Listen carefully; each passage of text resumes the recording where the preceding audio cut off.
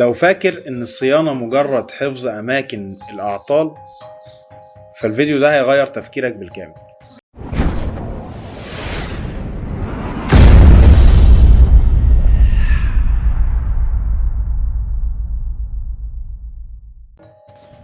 قبل ما نبدأ ما تنساش تفعل زر الجرس وتشترك في القناة علشان يوصلك محتوى الكورس كامل. يلا بينا. التيار، الجهد، المقاومة. الكلمات دي لو فهمتهم صح هتقدر تحل حوالي 90% من أعطال البوردة من غير تخمين ولا تجارب عشوائية. في البداية لازم نعرف إن أهم 3 مفاهيم في صيانة الموبايل هما التيار، الجهد، المقاومة.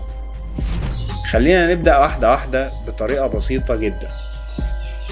أولا، يعني إيه تيار؟ التيار هو ببساطة حركة الإلكترونات داخل الدائرة الكهربائية. تخيل معايا ماسورة مية، المية اللي بتمشي جوه الماسورة هي الإلكترونات، وتدفق المياه هي التيار. كل ما التدفق يزيد التيار كمان يزيد، وكل ما يقل التيار يقل. تعال ناخدها بشكل علمي أكتر. نقول إن التيار هو كمية الشحنة التي تمر في زمن معين. طيب، وحدة القياس بتاعة التيار هي الأمبير. على مكتب الصيانة لما توصل جهاز على الباور سبلاي وتشوف القراءة اصفار في خانة الأمبير على الباور سبلاي، غالبا الجهاز ميت أو في قطع في المسار. طب ولو لقينا إنه في سحبة متدنية، يعني 20 ملي أمبير وثابت، احتمال شورت. طيب لو السحب بيطلع وينزل يبقى الجهاز بيحاول يقلع. عشان كده قراءة الأمبير تعتبر مفتاح تشخيص العطل قبل أي خطوة. تاني حاجة، يعني إيه مقاومة؟ المقاومة ببساطة هي العائق اللي بيقلل مرور التيار داخل الدائرة الكهربائية. نرجع لمثال المية. لو الماسورة ضيقة المية هتعدي بصعوبة، يبقى كده عندك مقاومة عالية. طيب لو هناخدها بشكل علمي أكتر، هي المقاومة هي معارضة مرور التيار، ووحدة قياسها الأوم. على مكتب الصيانة لما تقيس مقاومة تلاقي مقاومتها قليلة جدا، ده معناه ان في شورت. طب ولو لقيت الممانعة مديالك OL، ده معناه قطع في المسار. طيب ولو لقينا الممانعة مرتفعة جدا، ده برضو معناه قطع في المسار. يبقى اهم حاجة ان احنا نعرف الاول القياس، وده هنخلي درس مخصوص لاستخدام الافوميتر على مكتب الصيانة علشان تعرف تقيس صح. اهم قانون في الصيانة هو قانون الأوم. القانون ببساطة بيقول التيار في المقاومة يساوي الجهد. يعني اتفقنا ان التيار وحدة قياسه الأمبير، المقاومة وحدة قياسها الأوم، الجهد وحدة قياسه الفولت.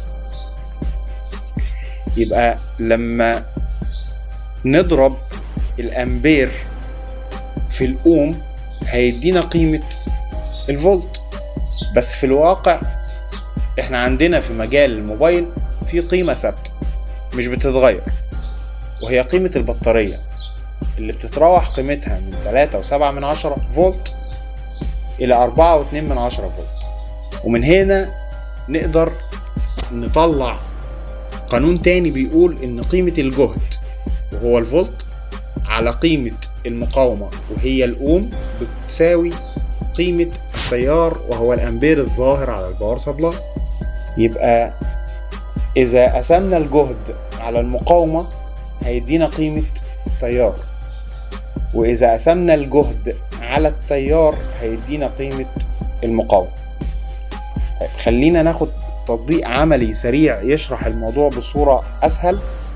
لو عندك دايرة فيها الفولت يساوي 4 فولت والمقاومة تساوي 2 أوم، يبقى هنقسم الفولت على الأوم، 4 على 2 يساوي 2، دي قيمة التيار. طيب لو حاولنا نشخص الأعطال بالقانون ده، لما أجي ألاقي مقاومة قيمتها قليلة جدا، ده معناه إيه؟